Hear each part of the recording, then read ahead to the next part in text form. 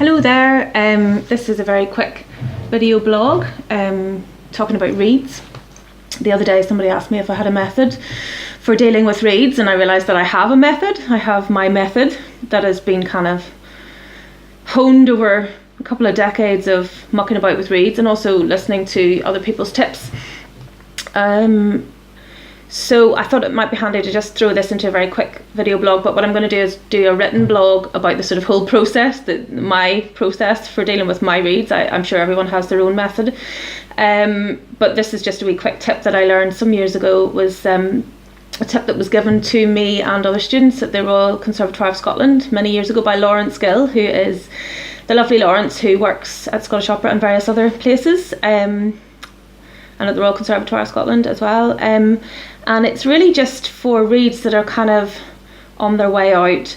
It's not, to be honest, it's not something that I would use a lot because I tend to kind of get rid of my reeds before they get to the stage where they would need this. And it's not going to give a dead reed new life. It's for the ones that you might just want to stretch out for another couple of days.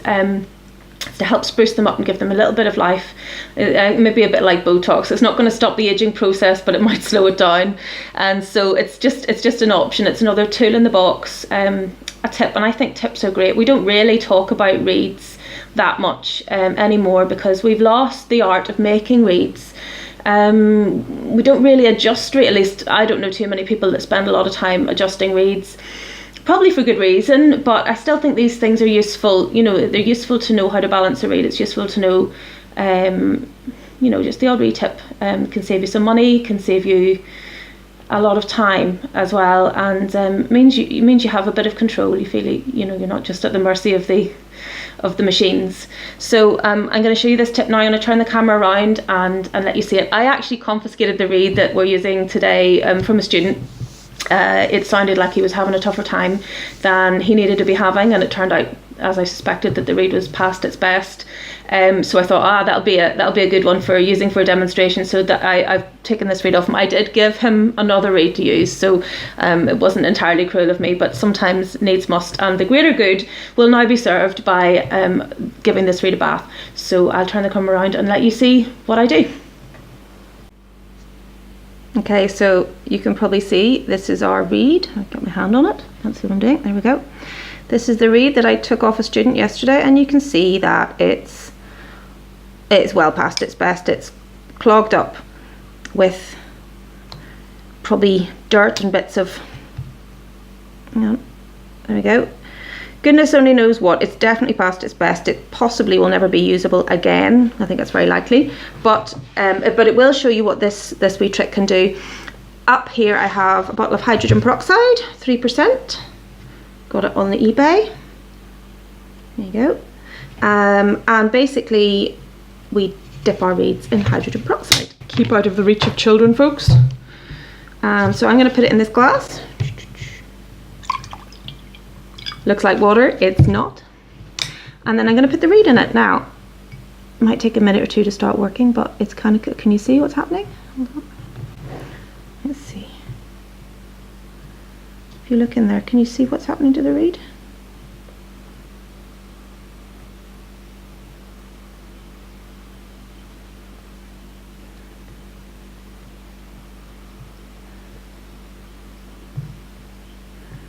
Trying to get it to focus on the underwater. Can you see the bubbles coming up from the reed there?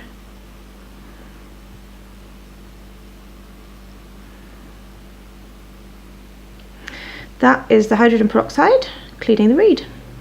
So it's a type of really mild bleach. It's I'm no chemist, so I'm not going to start talking about its chemical properties, but the reed is full of tiny little pipes, little tubes, and they get filled with gunk, you know, bugs, skin, spit, which is after all a digestive enzyme. It's got digestive enzymes in it anyway. It's meant to digest stuff, so yeah, it's going to do the same thing to your reed. So I've popped it in there, and I'm going to let that sit there for a few minutes, bubbling away, cleaning itself, and I will come back. It's just to show you folks, it's been in there about 5 minutes. Still bubbling away like mad.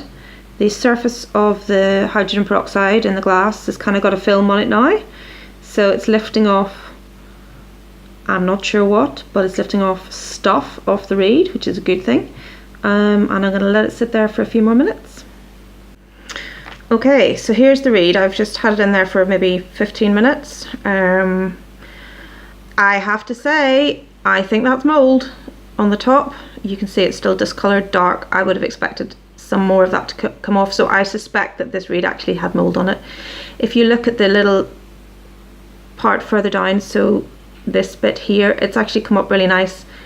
The hydrogen peroxide has lifted off some of the surface dirt from the reed, and by lifting off the surface dirt and helping to unclog those little tubes in the reed, it does help to let it vibrate better, which is really what a good reed should do.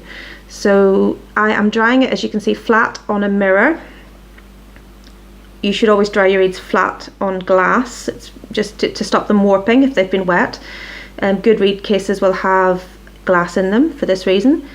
So if you get them wet either during the sort of breaking in process or doing something like this, then definitely dry them flat on a clean surface. Make sure the mirror is clean, and believe it or not, that one is clean. Because if it's not clean, you'll just put mould on the reed, it'll pick up stuff off the surface and you'll have wasted all your time and money. So make sure it's really, really clean. The other thing you can do with a reed that's past its best, and it's similar but it's slightly riskier I think, is to use a toothbrush and a tiny bit of toothpaste, so a soft toothbrush and a tiny bit of toothpaste, just to lift off any surface dirt that's clogging the pores. And like I said, anything that makes it vibrate better, be that a ligature, be that removing debris from your reed, is going to help it work better. So that's really the goal here, and so hopefully that will be helpful. And if you do try this trick out, let me know how you get on.